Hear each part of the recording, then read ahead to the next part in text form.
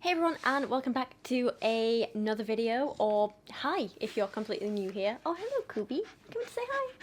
Come on, come say hi before we start the video. Good girl, you okay? Yeah, this little one's been struggling a little bit with the heat recently, haven't you? So you're a little bit stressed, but be my brave girl, aren't you? Yeah, you are.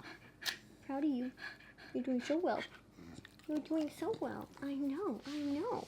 So, today I want to talk about parody. And yeah, if you're familiar with my channel, or more specifically this clip about me, then you might know why. She's not a fucking artist. I don't care about her fucking opinion because she has no accomplishments in art or has proven to me that she's actually intellectual enough to understand art. You're a fucking monster. You're a bitch. What is it, you manipulative, narcissistic bitch? It's the fact that you made a book mocking me. You fucking weird ass bitch. You published a book mocking me. Actually, Rachel Oates, I'm actually not responding out of nowhere. I'm responding because you have 8 to 10 videos about me on your channel. You published a book mocking me. You're a manipulative bitch, and I'm done dealing with it. You fucking sick, twisted bitch. Anyways, for those of you who don't know, basically what happened was I published a book that was about sexual abuse, childhood trauma, suicidal ideation, mental illness, mortality, amongst other things. It came out, it did great, it was a New York Times bestseller. It sold consistently $40,000 gross every single month for years. And then it was just doing really well. And then as soon as it was trendy to hate me because some person started some random fucking lies about me that nobody cared to look into because I didn't defend myself, then she started a hate campaign about my poetry book because it's so current, right?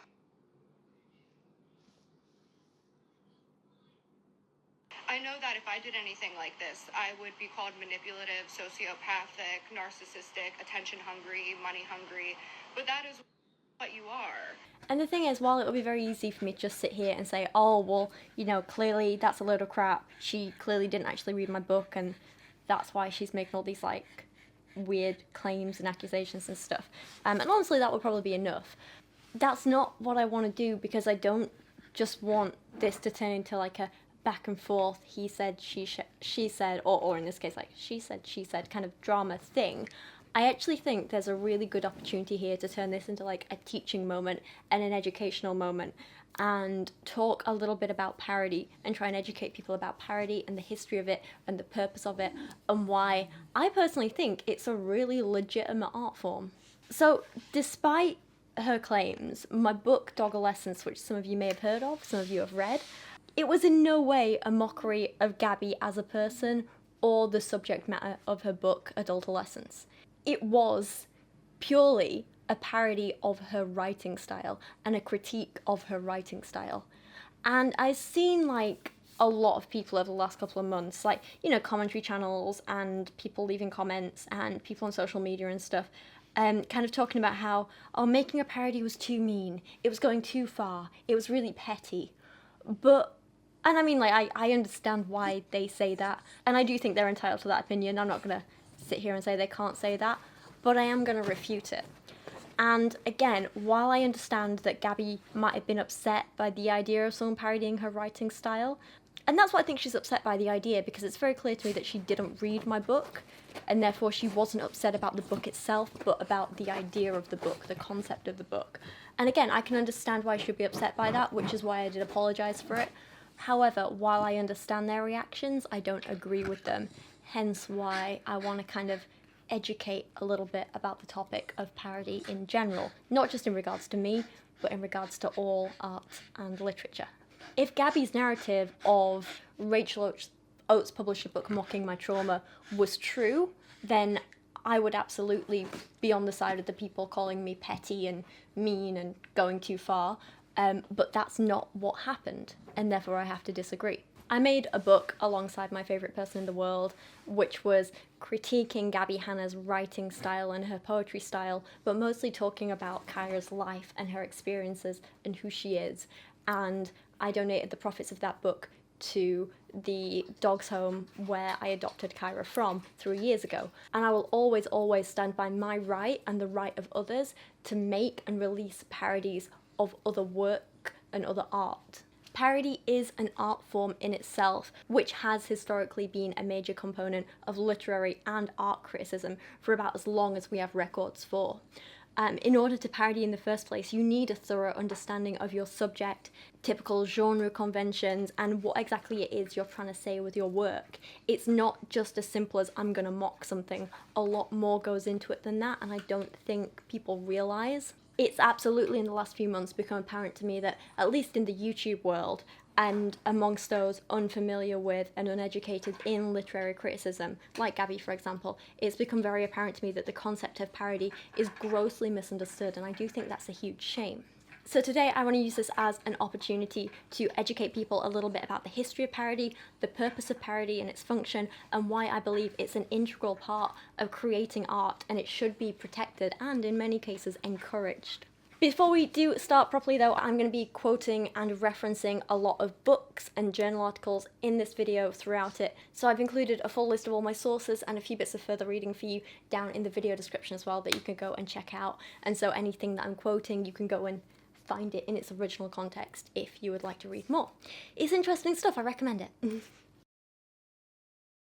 It is a word that we use and hear surprisingly often, but I honestly don't think that many people know exactly what parody means. I think many get it mixed up with satire or irony or pastiche or burlesque even, or travesty or any number of things. They're all very similar, they're all kind of related, but they are all different, and I think some people get them mixed up, and that's okay. That's why we have videos like this, to inform. From what I've seen online these past few months, there is a misconception that to parody something just means to outright mock someone or something for the sake of it, which honestly could not be further from the truth. I also kind of briefly want to mention that I do think there's a huge double standard, especially on YouTube, but kind of everywhere, when it comes to parodying in terms of who is doing the parody. You know, when men parody, it's seen as funny and smart and something to be commended and applauded and like, yeah, go bro, you're so funny. But when women do it, we're bitchy. And this is something I see over and over and over again, and I think it's ridiculous.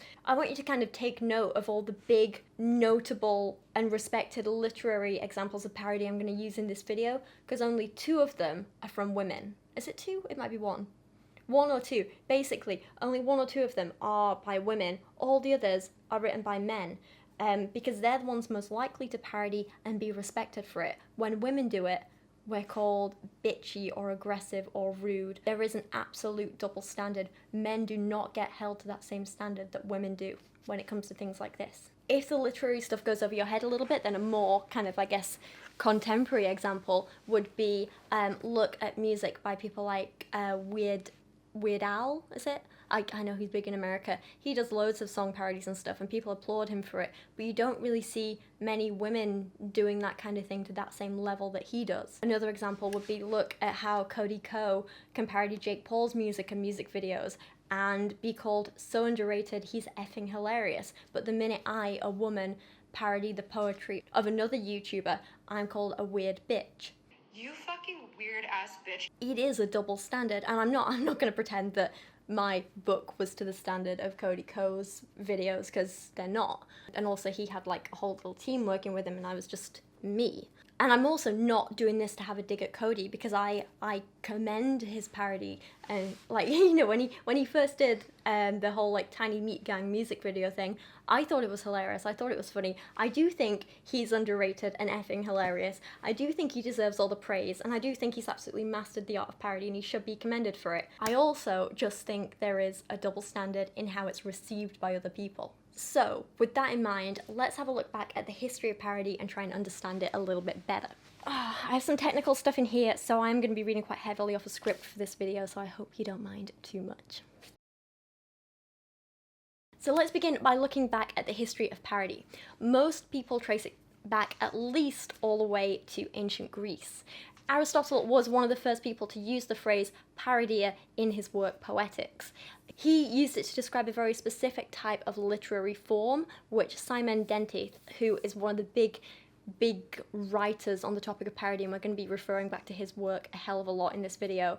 He describes Aristotle's use of the word parodia as a narrative poem of moderate length in the metre and vocabulary of epic poems, but treating a light, satirical or mock hero subject. So basically, parodia was originally a very specific type of parody of epic poems, to put it in plain English. The same word was also used in ancient Greek in slightly other contexts, so at the time it was also used to describe the act of quoting and alluding to previous texts, not necessarily in a funny or mocking way, but just in general. But in terms of what we know parody to be today, its roots were in the whole parodia that Aristotle spoke about. This root word evolved over time until we began to refer to more and more pieces of art and writing as parodies rather than parodia. A few more examples for you. So in the 14th century, Chaucer wrote Sir Thomas's Tale as part of the Canterbury Tales to parody great romances with knights and quests and the whole chivalrous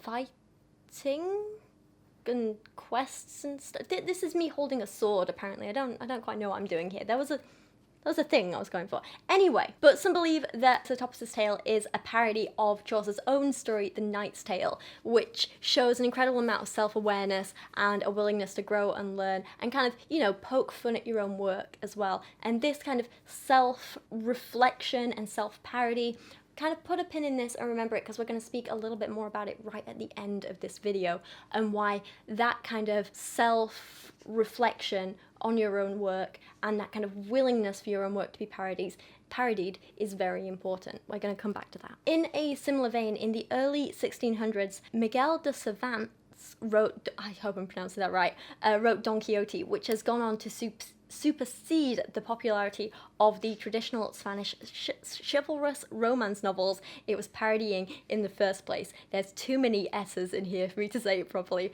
I struggle so much. And again, remember this point here about parody exceeding the original work in some way, because again, we'll be discussing that in more detail a little bit later. Fast forward to the 17 and 1800s, and interestingly, parody became something of a tool to stifle change, which is very interesting. As Gary Dyer writes, many novels used parody as a technique, often to attack literary trends, often to attack contemporary doctrines.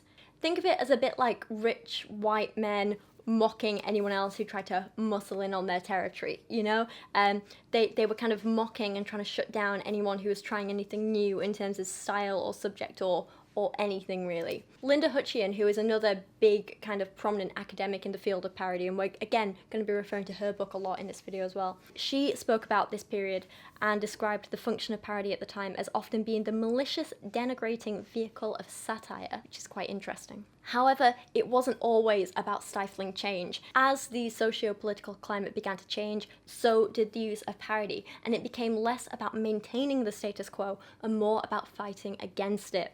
People turned parody around on these rich white men, and they began to use parody to fight back against the typical, boring, generic writing, generic artworks, the classical stuff. It was kind of being turned back on it, which I think is pretty damn cool.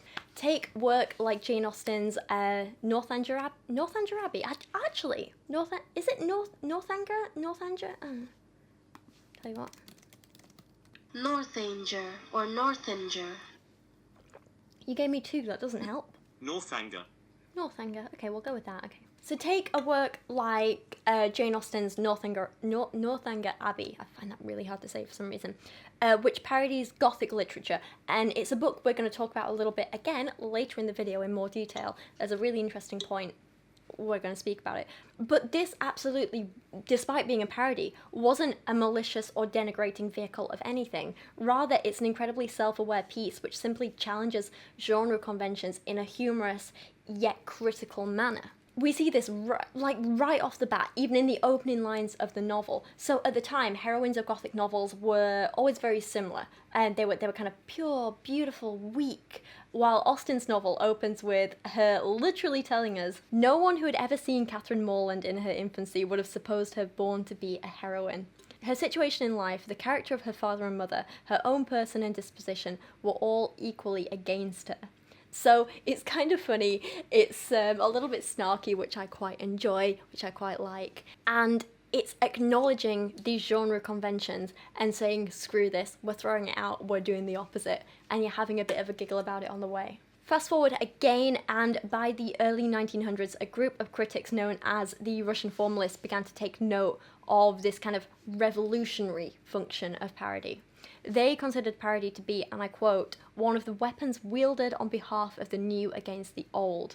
Dentith went on to write that they believed parody could serve the function of reordering the elements in the system, allowing previously low-status elements to take on high-status positions. These ideas were developed further when, in the 1960s, William Van O'Connor wrote about how the parodist works on weakness and sometimes on the fraudulent, but that in order to be parodied in the first place, an individual must have developed a clearly individual style, and they must have a subject inherently interesting and a manner that is idiosyncratic, which basically was kind of almost a compliment to the work being parodied. He's saying, look, you know, clearly you've created this work that stands out and that is noteworthy and has these distinctive features, and, you know, you have to acknowledge this to parody it.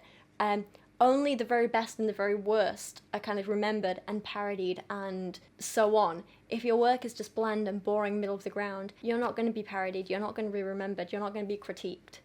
And I think that's something kind of important to take note of. He went on to say that parody as criticism is a special art requiring a cold eye, capacity for seeing razor-thin distinctions, a sense of the ridiculous, courage, and enough maliciousness to employ them all joyously.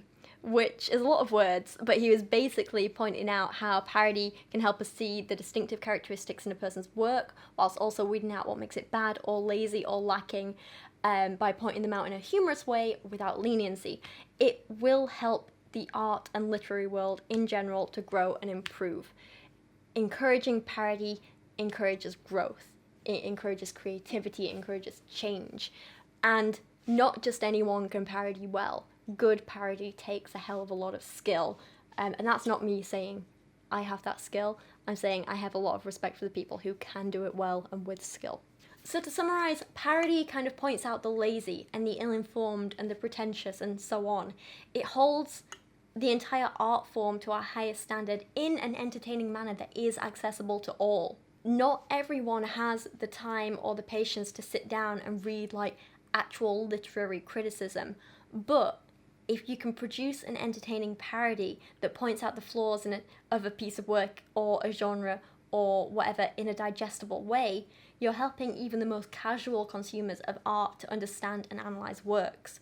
And I think that's so important. And again, remember this because we're going to touch on it in more detail a little bit later on. So, with all this in mind, how do we actually define parody? Let's get this locked down and settle on a definition before we go any further. It's getting quite late at this point and I'm very tired, so we are breaking out a bottle of wine. We're going to have a cheeky glass while we continue the rest of the video. If anyone's interested, it's actually a Marks and Spencer wine. I'm being a little bit fancy. I'm not, it was a £5. This is their crisp and fruity French white. It's like the most generic wine name you can get, but it's actually a really, really good wine. A bottle of wine this good for a £5, you can't complain, can you? I do enjoy a nice wine. I'm going to tell you this now, just to kind of break from the script for a minute. I wrote at one point in my script, like, try defining parody in my notes. And from that on, I just keep singing to myself, I think I'll try defining parody, but to the tune of Defying Gravity. It's quite good. So I'm not going to sing it. I'm not. God, Kyra has been pawing at me. I've been singing it constantly, and I'm a bad singer, like really bad. And so Kyra gets annoyed at me, and she comes up and she's like, stop, Mum. No. Bless her. Parody, by basic dictionary definition, is an imitation of the style of a particular writer, artist, or genre with deliberate exaggeration for comic effect. But in academic settings, the exact definition of parody is a little harder to pin down, it's a lot more complex, there's a lot more variation and debate, and that's what we're going to be discussing in this section of the video. So I'm going to give you a brief rundown of some of the prominent thoughts before we discuss what they all mean and what that means for us and how we are going to define parody going forward in this video. In 1979, literary theorist Ziva Ben Porat defined parody as, and I quote, an alleged representation, usually comic, of a literary text or other artistic object. Meanwhile, in the same year, Margaret Rose, who wrote a really influential book on the subject, she defined parody, interestingly, as the critical quotation of pre-formed literary language with comic effect. In 1992, Holman and Harmon suggested that parody was simply imitation intended to ridicule or criticize, while a few years later, Linda Hutcheon, who we've spoken about already, she also wrote an excellent book on the subject. She got a little more technical by describing parody as a form of repetition with ironic critical distance, marking difference rather than similarity. In 2008, Ansgar Nuning published a paper in which they wrote that in addition to ridiculing another text and or genre, parodies from ancient times onward have tended to ironize and criticize particular works and or prevailing aesthetic practices, traditions, and styles. The following year, in 2009, somewhat controversially, April Kendra suggested that parody is not synonymous with comic ridicule and attack. In fact, parody need not be comic at all. Rather, it covers a wide range of intent, of which ridicule is one extreme. She also described it as imitation characterized by ironic inversion, not always at the expense of the parodied text. The last bit I definitely agree with. It's not always at the expense of the parodied text, even though it's parodying the text. Not sure I fully agree with it not needing to be comedic bit, though. That's interesting. Anyway, a lot of information there, a lot of big words were dumped on you. What does it all mean? Basically, to summarize, we can argue that parody is a piece of work which mimics, or at least takes considerable inspiration from parts of another piece or pieces of work, and often uses exaggeration in a humorous way in order to critique the original works. The other thing I want to throw in here that I haven't actually got in my script, but that I did want to mention I've forgotten about, is this idea of critical distance. This comes up time and time again in definitions and writing about parody, and I think it's really, really important because you need to be critiquing from the perspective of like literary analysis and not just, this person's silly, this work's silly. Like, your critique has to come from a technical place, not an emotive place. And that's, again, why I'd make the distinction between, like, me parodying Gabby's book and me just, like, mocking Gabby or whatever she said I was doing. Because the way I parodied her writing style, the criticisms I was taking about her writing style and trying to kind of, like, exaggerate and show, they were technical aspects of her writing. It was never about her as a person. It was never about me mocking her as an individual or me having any feelings about her as an individual. I think I said it in my kind of like little apology about it at the time, but like when I parodied Gabby's writing, I didn't have any feelings about her as a person one way or another. I was quite indifferent. Her writing disappointed me and upset me in the way that all bad writing upsets me, but Gabby as a person, I was literally indifferent to. And again, I think that's something to remember when we kind of discuss parody. And it's something that I think did get a little bit foggy at certain points throughout history, because you do have these men who are parodying each other's work, kind of like taking the mick out of mates or their rivals or whatever.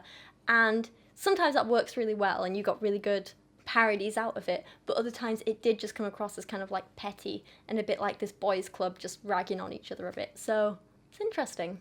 I don't know. Thoughts? Anyway, sorry, back to my script.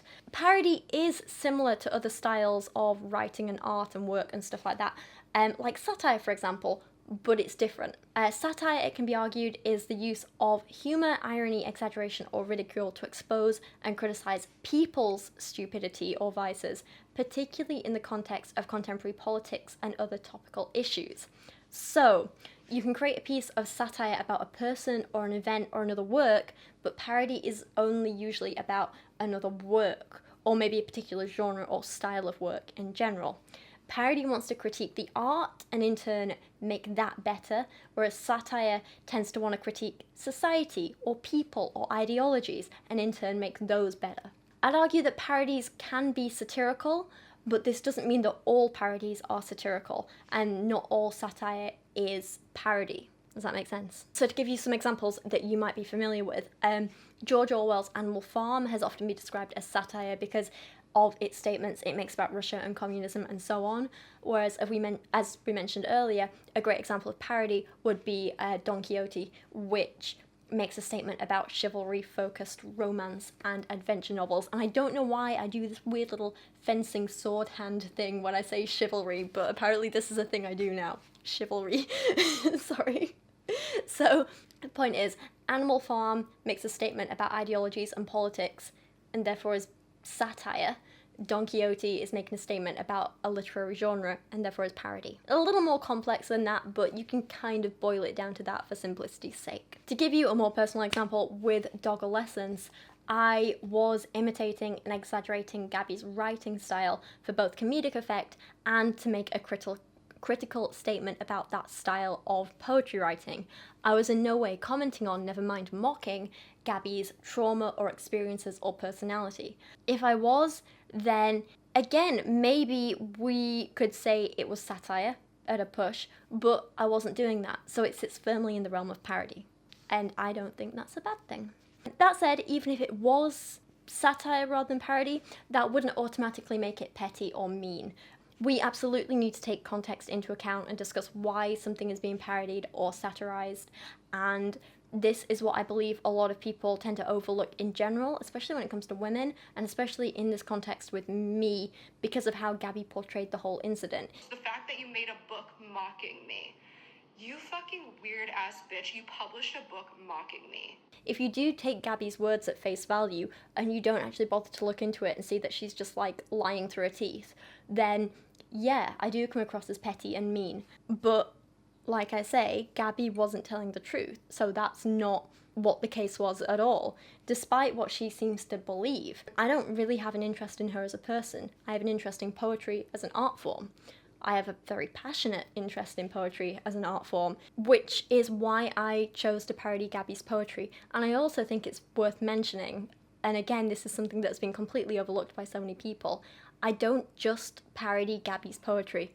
I have a whole Instagram account dedicated to parodying Instagram poetry, in which I parody the writing style of people like Rupi Kaur and Atticus and R.H. Thin and Darman, because I'm obviously critical of that style of poetry as a whole. Gabby wasn't like some one-off target. She's not someone I'm personally invested in. I just happened to make the book because I thought it would sell well and raise some money for a good cause. That's the only reason. And also, I had enough of them to make a book. I don't think I've got enough of the other style of poetry to make a whole book out of it. But if I did, yeah, I'd probably put that together and also use the profits of that to give money to Battersea. But, you know, we'll see what the future holds. Anyway, I'm rambling here. There. So let's talk a little bit more about Doggolescence for a moment. I don't want this to be the focus of the whole video, but I do think this is why some people will have clicked on the video, so I do think it's worth talking about. What is very, very interesting, and again, I think a few people aren't aware of, because Gabby herself has tried to kind of scrub this from the internet by deleting videos and so on, but Gabby herself, and her marketing team apparently, call Adultolescence, her first poetry book, a parody on multiple occasions. They do it over and over and over again.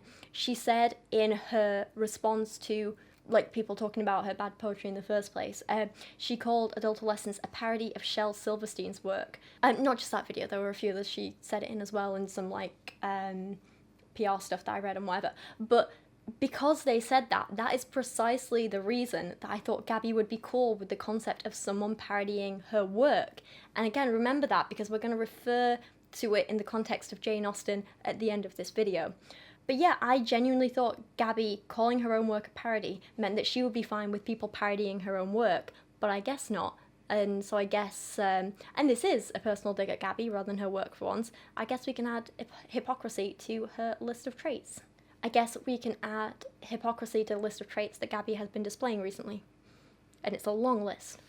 If you want some proof, here you go. There's a lot of humor in here. I leaned a lot more heavily into the jokes and the puns and the wordplay, and that's what it was, more than trying to be a serious poetry book. But it was marketed as a Shel Silverstein parody. And that is the one place I do care to defend Adultolescence. However, while I thought her saying this meant she would be okay with parody, I actually thoroughly disagree with her calling her own book a parody at all.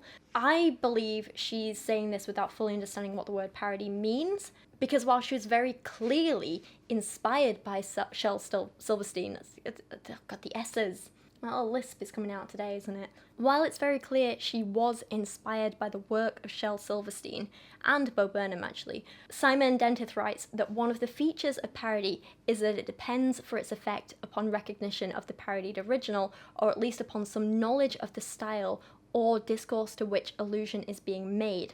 And unfortunately, I don't see any evidence that Gabby truly understands the specifics and the technical stuff behind Silverstein's writing enough to effectively parody it. I think she likes the poetry. I don't think she fully understands the poetry as she displayed in that same video when she started talking about why it inspired her and stuff. There's clearly some influence from their work, but not enough evidence of thorough understanding of it in her own work. By purely looking at Gabby's book and analysing her book just with what's there on paper and ignoring everything she said, I think there's clearly some influence of Silverstein's work in her writing, but not enough evidence of thoroughly understanding it. And I would also argue that she's not deliberately critiquing or exaggerating anything from Silverstein's work in her own text, and it wasn't for comedic effect or commentary on the writing style. What I'm trying to say, to summarise, is that there's no obvious signs when reading the book that this was intended to be a parody of Silverstein or anyone. I'd argue that it's simply imitation or homage, although at a push you could maybe label it as more pastiche. Definitely not parody, because as Linda Hutcheon writes in A Theory of Parody, referencing Gennett's work in the 80s, parody is transformational in its relationship to other texts. Pastiche is imitative, and that's why I think Gabby's work falls maybe into pastiche or simply imitation or homage rather than parody. I think she's using that word wrong. I don't think she fully understands what it means. If you fancy, take a look at this little clip that I released back in, whenever was it? Probably about 14-15 months ago, something like that. The first time Gabby responded to critics of her poetry, but before Dandelion was released. Anyway, it's kind of less thought out than this video, less research than this video, definitely more reactionary, but here were my thoughts over a year ago. Also, the fact she's saying this is a parody of a Shel Silverstein book kind of confuses me, because I'm not sure she knows what a parody is exactly. I think Gabby is maybe trying to say that her book is a tribute to Shel Silverstein or inspired by Shel Silverstein, but it's very clearly in no way a parody or satire of their work. I mean, if you wanna, get kind of douchey for a second and say, well, the definition of a parody is, but the definition of a parody is that it's like an imitation of someone's work with this exaggeration of certain features to make it funnier or whatever. Just let me Google this. Yeah, an imitation of the style of a particular writer, artist, or genre with deliberate exaggeration for comic effect. That's exactly what me and Kyra did when we released Doggolescence, which, for you guys who don't know, is a literal parody of Gabby's work, in which I even mention on each page which poems I took inspiration from and which ones I was parodying. And we did that, and we exaggerated the silly bits and the poorly written bits and tried to make them funny. And for some of them, we just tried to improve the poems. And it was funny because we made them all about Kyra, or written from Kyra's perspective. And for those of you who don't know, Kyra's my dog, hence why Doggolescence. That's a parody. Gabby's book is in no way a parody, and nothing about it says it's parodying Shel Silverstein. Inspired by, maybe, but I know, sorry, I'm getting too... I want to kind of contrast everything we've said so far with my writing process for Doggolescence, which, as many of you have probably seen, involved me sitting and analysing Gabby's poetry for hours upon hours. I have read that book more times than I care to admit, which is not a pleasant experience, I'll be honest. So yeah, the writing process for Doggolescence involved hours of me analysing Gabby's work and comparing it to other work of both the same and different styles. I want to compare this poem to one of my favourite poems of all time, which is called Little Red Cap by Caroline Duffy. Little Red Cap is a retelling of the original Little Red Riding Hood fairy tale, but as a metaphor for a relationship she had when she was younger with a much older man, who I think was like a kind of mentor or teacher or something like that to her. On the surface, it's a simple fairy tale. Peel back a layer, and it's a semi-autobiographical story of her life. Peel back another layer, and it's a kind of metaphor for relationships and love and power and sex, loss of innocence even. And then you peel back another layer, and it's a feminist statement about a young girl fighting back against traditional gender roles in relationships, discovering her sexuality, and coming out of it as a strong, independent woman. There's layer after layer you can peel back in this poem, and it's wonderful. And it's not necessarily a complex poem in terms of the types of language it uses. It's very easy to read, it's very easy to take in. That surface level is an enjoyable little story, but the fun is not just in hearing it, but in really listening to it, in diving deeper, in pulling back those layers, finding the poet's meaning and then finding your own, figuring out how it relates to your life or not. Can you learn something new from this? Is it telling you something about your own life? Are you seeing things from a different perspective? Are you discovering something about yourself or about someone else? Gabby Hanna's poems don't do any of that, I'm afraid, and Sleep is just one example of it. It's very much what you see is what you get, and while that can be good sometimes, in this case, not so much. I mean, in Gabby's poem, the point is basically, you like to sleep. There are some basic muddled rhymes, and that's about it. Maybe I could give her the benefit of the doubt and take it to mean, oh, well, when you have depression, sometimes you sleep a lot and it can be all you do and all you can cope with or something, but there's nothing really to suggest that that's the real intention of the poem. It just seems very basic, surface level, I like to sleep. And a lot of it just seems very redundant. For me, each line in a poem should move it forward, move it along. Repetition of ideas for the sake of filling space means nothing to me. And it feels like a lot of what's included in Gabby's poems is there to fill space rather than to have actual meaning and purpose. Read those first 4 lines again, right? I like sleep. Sleep is neat. If you're having trouble, count some sheep. I like sleep. Sleep is sweet. Best of all, sleep is cheap. The repetition and patterns in lines 1 and 3 don't add anything there. There's no point to the repetition other than laziness. There's no purpose to it. It doesn't prove a point, it doesn't add anything, it's just lazy writing with some childish rhymes. Sleep, neat, sheep, sweet, cheap, bleh. And I mean, what can we really take away from those 4 lines? She likes to sleep, and it doesn't cost you anything, and then some old cliche about counting sheep. There's nothing more to it. There's nothing deeper than that. Now, repetition and simplicity aren't inherently bad things. They can be wonderful at times. And repetition in poetry is one of the most powerful tools you can use because it really hammers home an idea. But it has to be used carefully and with purpose, with real intention. Take Grace Nichols's poem Invitation, for example. Again, one of my favourite poems of all time. Grace Nichols is wonderful. I've actually met her. She signed one of my books. Amazing. Invitation is one of the poems that actually kind of grabbed me from the first time I read it. And in it, she uses quite a lot of repetition in parts 1 and 2, and it's all there for a purpose. I got this thorough understanding of Gabby's style and writing techniques, if you can call them that. And since I'm an avid reader of all kinds of poetry, and have been for most of my life, I'm very aware of kind of typical conventions in many different styles of poetry. So I think I've made my critiques of Gabby's work in particular very well known in my 3-part series on the book, so I won't go over them again here, but one of my major points was that a lot of her work feels lazy, unedited, thrown together, never really going beyond a first draft, and that was the main thing that I wanted to point out and critique and exaggerate in my parody of her work.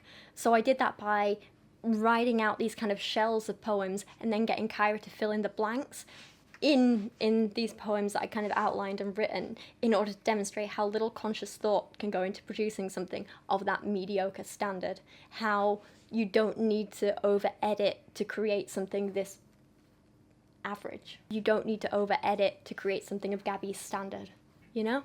I actually wrote about this in the About section of the book that I published, which again says to me that Gabby didn't read the book because I don't think she's aware of any of this existing. I don't think she's ever read this before.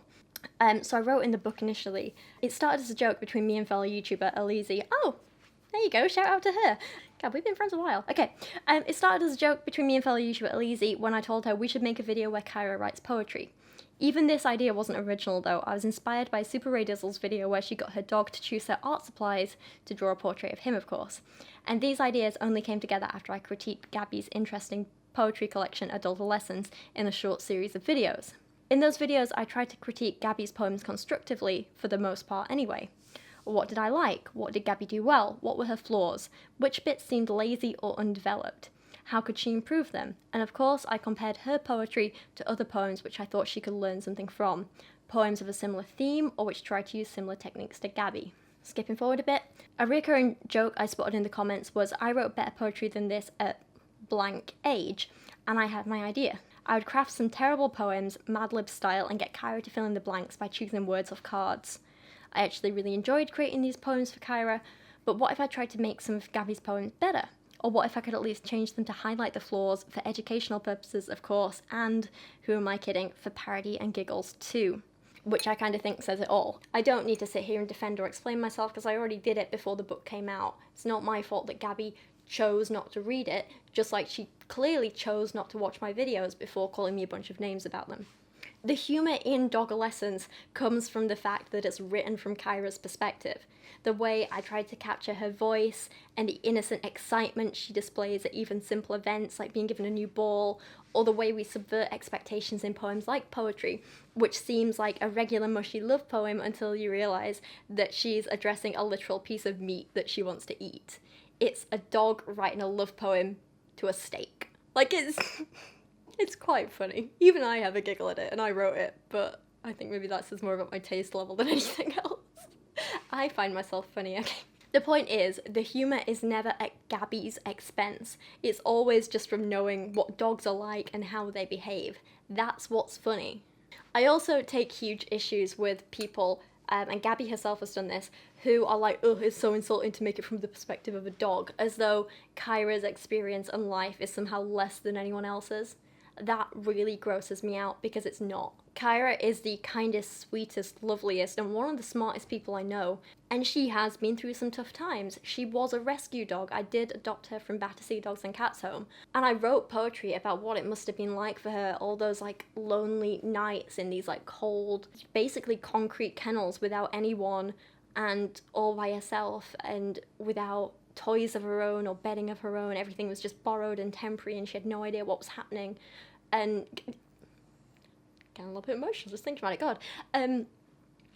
I wrote poetry about what that experience must have been like for her, and then contrasting it to, you know, the nights that she spends here when we're like all curled up on the bed and she's snuggled up to me, and, you know, she's got this safe, loving, forever home. And because of that, I think that her experiences and her feelings are just as valid as any human's experiences and feelings.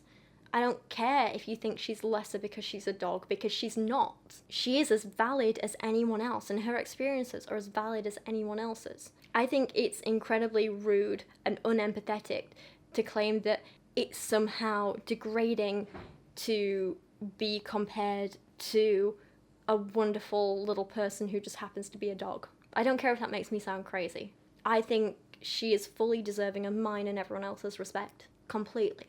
And I don't say that in a funny or jokey or silly way. I mean that completely. So after Gabby initially went on her Twitter and Instagram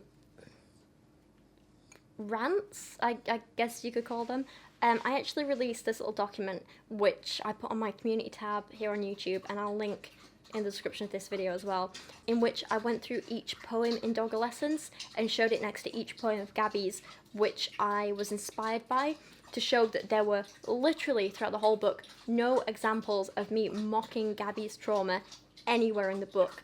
Because I also felt like if this book was being critiqued and literally slandered online, I wanted people to be able to see it and read it for themselves for free without, you know, any kind of barrier or paywall, so they could see how wrong it was. So I just released it. And now if people want to buy the book, they can do, because like I say, the profits go to charity, but there's no pressure because it's out there for people to read if they want. Anyway, I'll pop some excerpts of that document on screen now, and I think it's worth having a read through if you're still dubious, because I think it just proves without a shadow of a doubt that there's no mocking of Gabby as a person or her trauma in that entire text.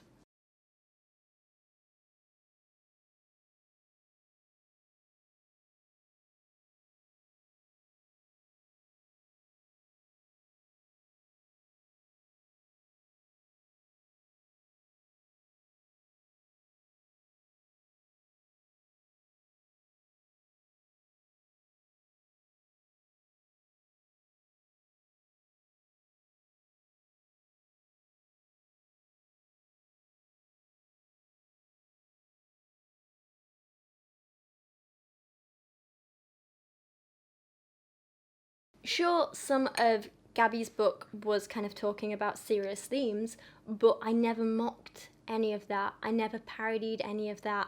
I never was disrespectful of any of that. I guess a kind of reverse example of this, I don't really have to word it, but I guess like an example of the reverse of this in kind of well-known and well-established literature and poetry would be to look at a poetry like Reading Scheme by Wendy Cope. And some of you will recognise this poem because I have spoken about it in other poetry videos on my channel before. And it's a parody of the old Peter and Jane Ladybird books that so many of us learned to read with, and especially if you're growing up in the UK in like the 80s and the early 90s and stuff. These were the books that we learnt to read with.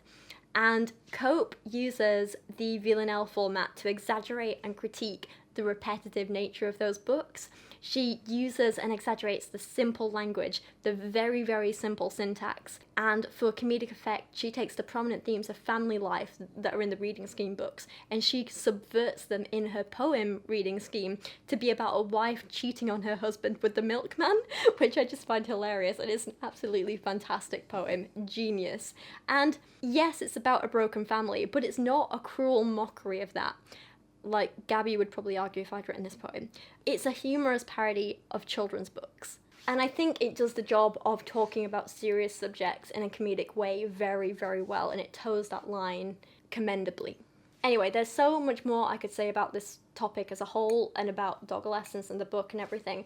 And there's so much more I could say, there's so much more I want to say, but I don't want to get too bogged down in talking about this one example and have this devolve into just like a drama video, because that's not what this is. But I will leave this here to summarise. The purpose and function of my parody book, Doggolescence, was to, 1, offer demonstrable critique of Gabby's writing style and apparently lazy writing process. Rather than just talking about it, I actually want to show what I meant in a way that was easily digestible for everyone to see. And 2, I want to provide a humorous and heartwarming account of a little dog's life from her perspective. That was the point of my book, and there's nothing more to it than that. And 3, we also raised some money for charity, but I honestly, I didn't tell anyone about that until this whole thing came out with Gab, and maybe I told a few people. I don't know, I can't remember. But it was just a little private thing I wanted to do. Like, I've sold merch before where I've donated the profits to Battersea. Like my Adopt Don't Shop t-shirt. A bunch of the profits from that went to Battersea, and just lots of little things like that. Or just, I don't know, I donate to them regularly, random amounts anyway. Like at Christmas, I took a bunch of the money that I had saved up to spend on Johnny for Christmas and donated it to Battersea because screw him, the dogs deserved it more and stuff like that. So yeah, I don't know where I'm going with this. The point is, yeah, it was a good cause, it was nice. Anyway, this all, moving on, brings me on to my next discussion point, and it's a big one. What is the function of parody in general? We now know what parody is, but why do we use it? Is it just cruel and mean mockery at the expense of others, or can it actually offer valid constructive criticism? Is it an art form in itself? And if so, is it a destructive or constructive art form? Let's discuss this in some detail. I would argue that when you boil it down to its most simple form, parody is about critiquing work in an entertaining way that makes it super accessible to everyone. Not everyone has the time or the energy or the money or, and I mean this in the nicest possible way, the skill to read full-on academic papers of literary analysis, you know, or full-on reviews analysing or critiquing art and literature. Not everyone has the time, the money, the whatever to do that, but plenty of people are still interested in those topics and they still want to understand the work they're consuming. You might read something or look at something or watch something and have like a gut feeling of I love this or I hate this, but not quite know why or how to express exactly what you're feeling. And I think parody can help you understand those feelings a little bit more.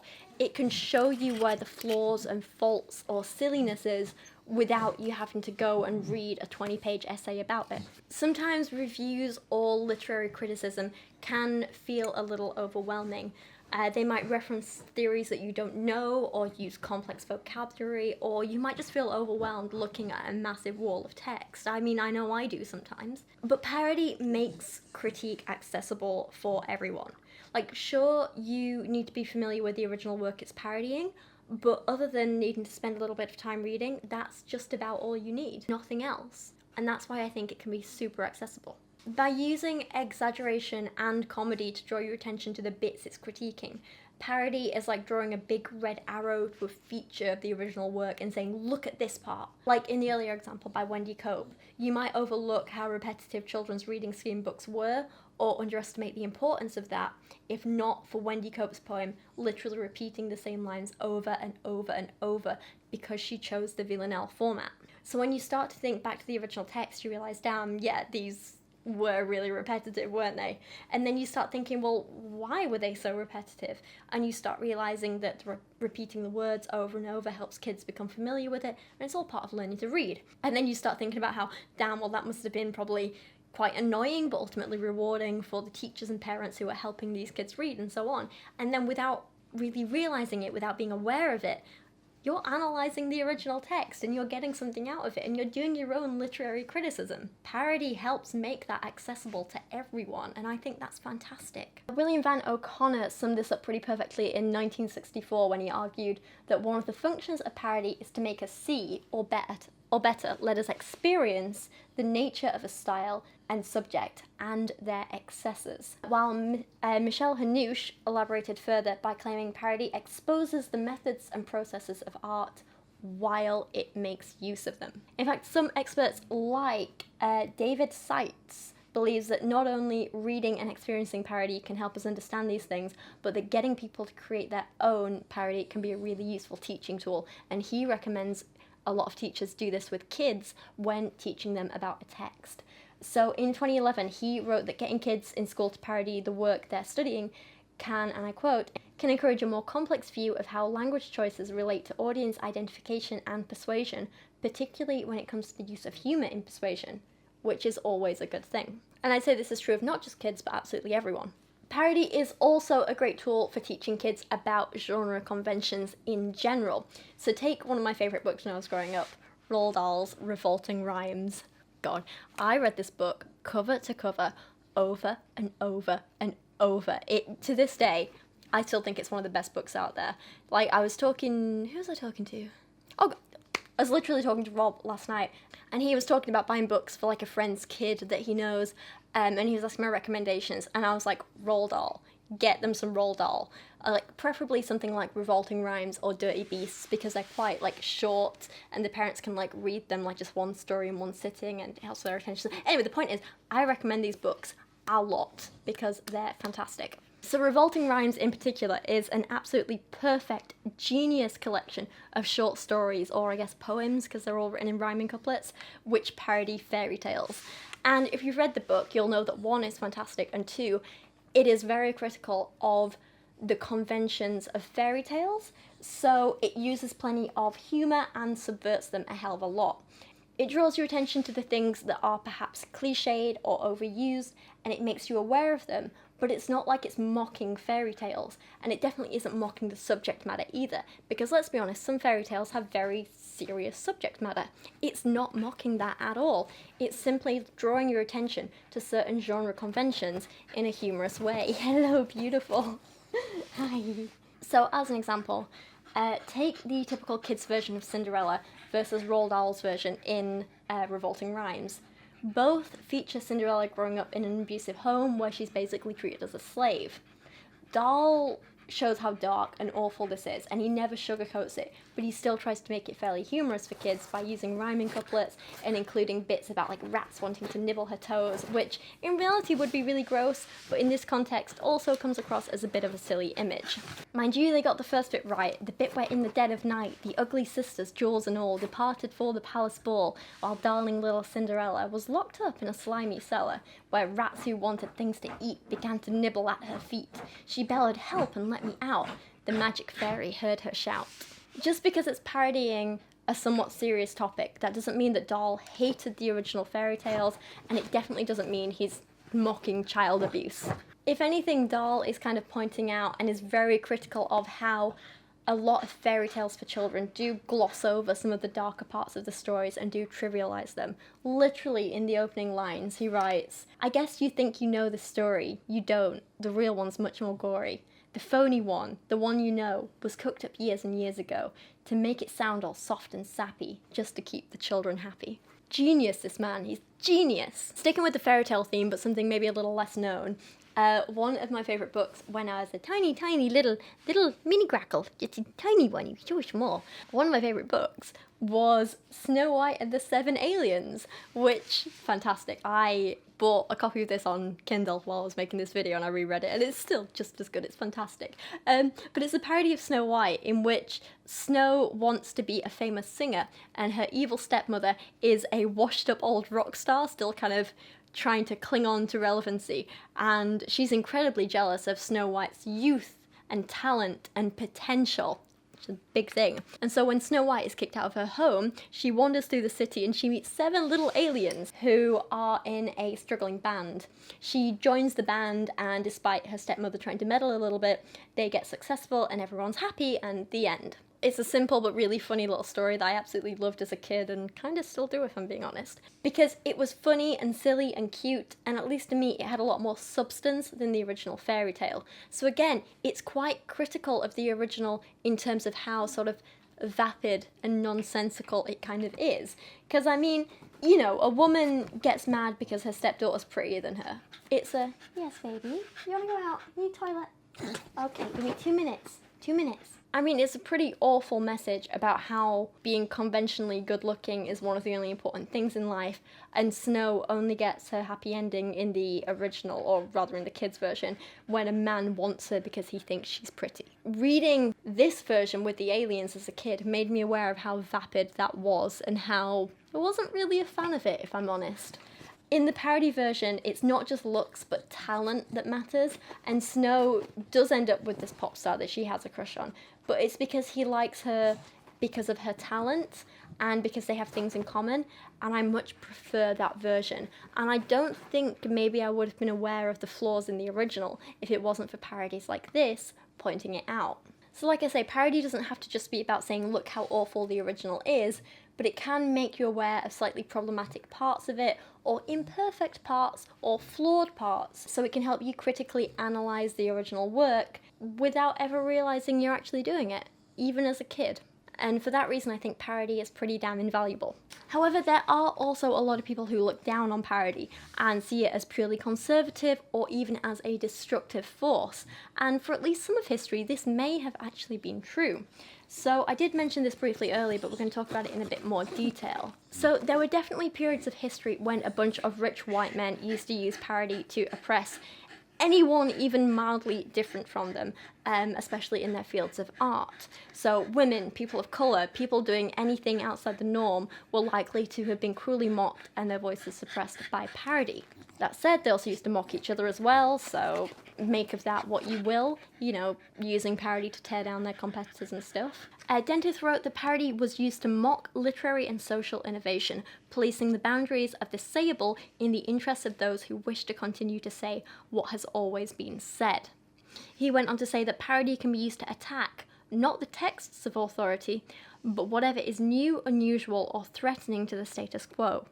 He also quotes George Kitchen, who was writing way back in 1931, who said that parody since the 17th century represents the reaction of custom to attempted change, of complacency to the adventure of the mind or senses, and of the established political or social forces to submersive ideas. And while obviously we wouldn't want to encourage anything that stifles minority voices or creativity, I do think, and I mean it's important to recognise that at times it did that, I do think it's naive to think that this is all parody has ever done and ever can do. Even when parody is acting somewhat conservatively in nature, I think it can still be a benefit to the art form as a whole. Kitchen wrote that parody serves a hygienic function in cleansing the literary world of those unhealthy tendencies, political and cultural, which periodically threaten to engulf it, which is kind of a fancy way of saying that it can sometimes make us aware of flaws in things that are becoming popular and sort of combat it by discouraging the use of them. For example, by using parody to point out overused cliches or lazy technique or bad grammar or anything like that, it could discourage future artists from doing those things or encourage them to do them in more creative ways, thus improving the overall quality of art available and being made. Don't you agree, Coo Bear? This little one is so sleepy and ready for her last toilet and her bedtime biscuit, aren't you? So in this respect, I would say that parody absolutely encourages creativity, not only in the person who is creating the parody, but in all future works. It's interesting though, because while parody may be used to point out the flaws in the work being parodies, its goal isn't to obliterate the original work entirely, not by any means. True that sometimes the parody becomes better known than the original. Take a look again at Don Quixote, or perhaps some of Lewis Carroll's poems, for example, Your Old Father William, which is far, far more well known than the Southey poem that it was parodying, called The Old Man Comforts. I had never heard of that before researching this video. I had no idea it even was a parody. And I'm a big Lewis Carroll fan, so I think that says a hell of a lot. But on the whole, and in the words of Dentith, parody has the paradoxical effect of preserving the very text that it seeks to destroy. That is, the original text will live on and perhaps become more well known, at least in part, because of the parody, which I think is a pretty important thing to consider. One last thing to consider about parody and its function is the level of self-awareness it must have, and how parody is, perhaps more than most, open to parody itself. Michelle Hanouche wrote some pretty interesting stuff about this in 1989, citing Jane Austen's Northanger Abbey as just one example.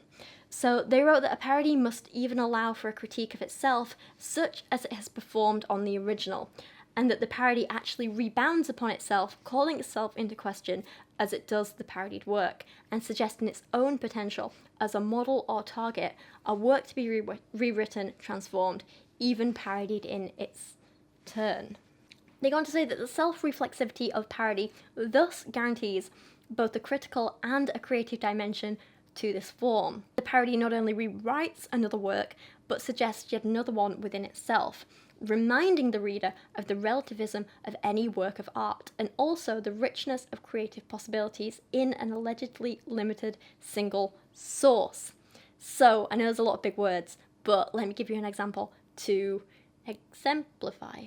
So in the example of Northanger Abbey, as we mentioned earlier, Catherine, our protagonist, isn't your typical gothic heroine. She has none of the classic features, and yet she still compares herself to the ones in the books she reads. At one point, the narrator tells us, Catherine and Isabella shut themselves up to read novels together. Yes, novels. For I will not adopt that ungenerous and impolitic custom with novel writers, by degrading by their contemptuous censure the very performances to the number of which they are themselves adding, joining with their greatest enemies in bestowing the harshest epithets on such works, and scarcely ever permitting them to be read by their own heroine, who, if she accidentally take up a novel, is sure to turn over its insipid pages with disgust. Alas, if the heroine of one novel be not patronised by the heroine of another, for whom can she expect protection and regard? I cannot approve of it. Which I think is fantastic, and not only leaves open the possibility, but actively encourages the act of parody.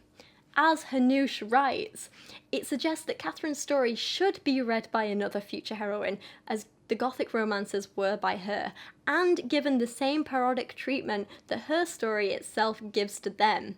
Austen authorises others to use her novel as she does the Gothic romances, i.e. parodically. The parody may be parodied in its turn.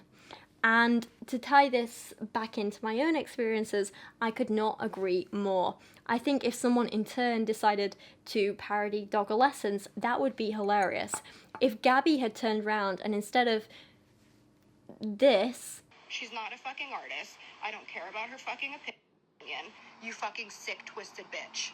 Had turned around and made a parody of Doggolescence, but like say from the perspective of her cats, that would have been damn hilarious. That would have been fantastic and genius, and I would have fully supported it. Or, as another example, if someone decided to play around with like the writing process and did something like training an AI to write poems in this style, or use like a bingo machine to pick out the words to fill in the gaps or something, that would also have been funny and great. I would have loved it.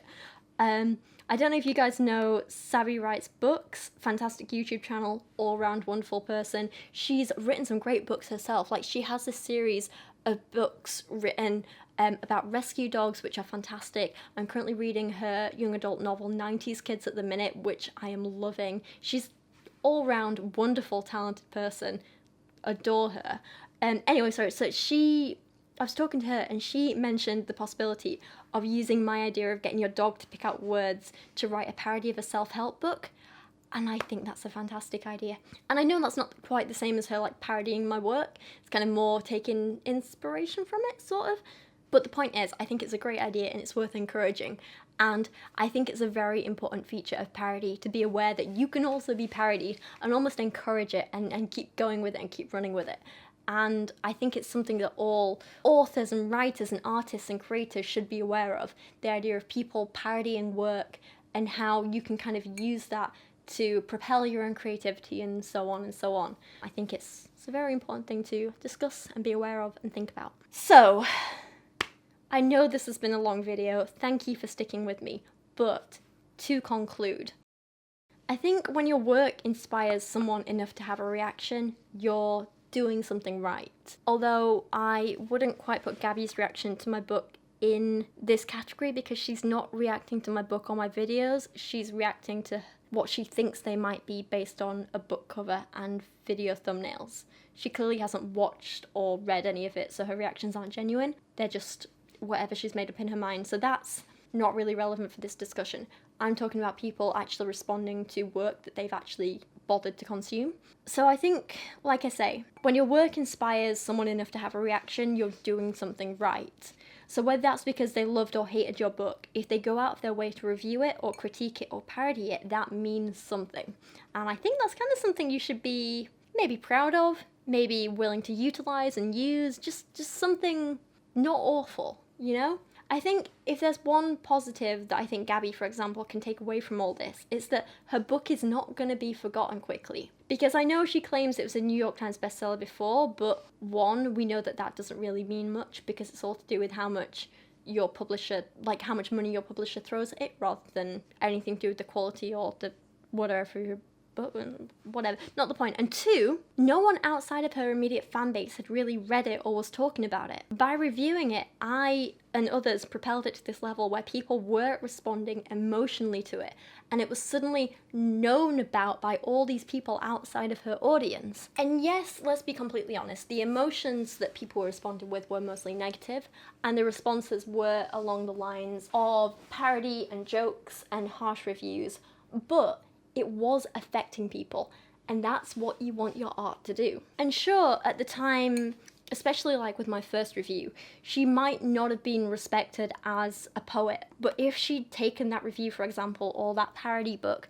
and she'd gone away and she said, damn, I'm gonna work on my craft and I'm gonna be better, if she'd actually come back and produced something awesome, or she'd come back and said, well, I'm going to parody this parody, or something like that, if she'd gone with the joke, if she'd gone with the critique, if she'd worked with the readers and the reviewers and everything, I think she could have created something awesome, and she would have had a bit of a positive legacy surrounding her books. I genuinely believe that. But instead she chose to act like a child and throw childish insults at one of the few people who actually saw potential in her work. I'm not joking, I was nice at times. She's definitely made an attempt with this, and she's definitely trying to like subvert expectations and subvert the genre a bit. She's definitely having a lot more fun with this than in some of her other poems, and so for that reason I kind of commend this one. She's trying to apply the rules of online culture and communication to a poem, which I actually think is a fantastic idea. For someone like Gabby who makes her living online, communicating in these ways with people, I think it's a wonderful idea to take that and try and put it into a poem. And it's a shame because it feels like she's starting to clutch at the threads of an interesting idea. She's there and she's trying to reach out, but they're just a little bit too far away. And she just gives up before she's even grasped the thread, never mind start to weave them into something beautiful. We see it again in the poem Lotion, which has an idea in it, one particular thing which I think has a hell of a lot of potential, and then it's just abandoned. Like disappointment and ointment. Disappointment. I think that's amazing. For the concept she was going for, of like, you know, exciting on the outside, dull on the inside, and then using the phrase disappointment with that. Oh, she could have done some cool stuff with this. She could have done some really clever, creative stuff. And I'm really, really annoyed that she didn't. It's clever, I like it. Why didn't she use it? Why didn't she start playing with that and developing ideas? And God, can you imagine, right?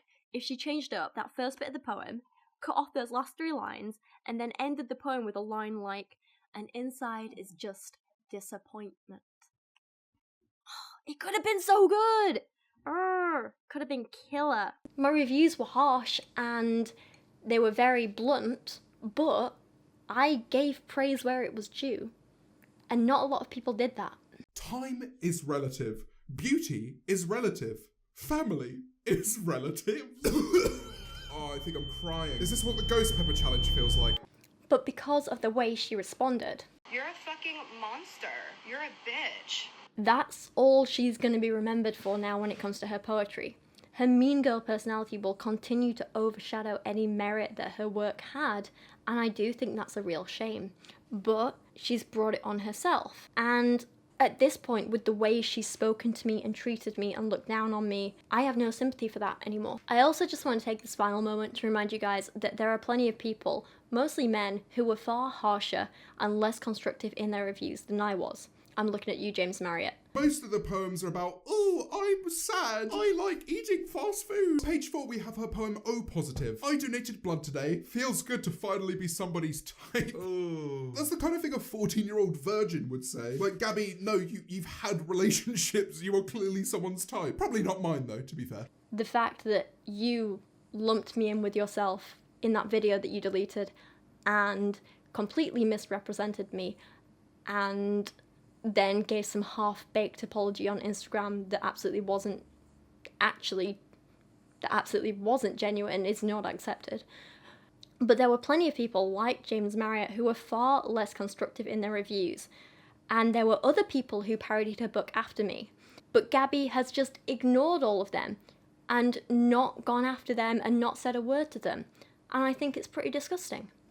Gabby is very clearly intimidated by other women, especially ones that she and the world perceives as smarter than her. I also think she chose to go after me because she assumed I would be an easy target because I am emotionally vulnerable, because I do have a lot of mental health issues, because I am an emotional person, because I do get upset easily. I think she thought I'd be an easy target and that either she could really hurt me or that I'd cave and roll over and be like, "Oh, Gabby, I'm so sorry, blah, blah, blah." But that's not going to happen. Because yes, I'm a little bit broken and messed up and emotional, but with all the crap I've been through this last year, I can see so clearly now that Gabby is nothing but a shallow bully, and I thoroughly stand by all of my work, and I will happily defend it like this on an academic level. I stand by my critiques of her poetry. I stand by creating a parody of her writing style, and I won't apologise for that. I'm sorry that it hurt her feelings. I'm not sorry for the work that I put out into the world.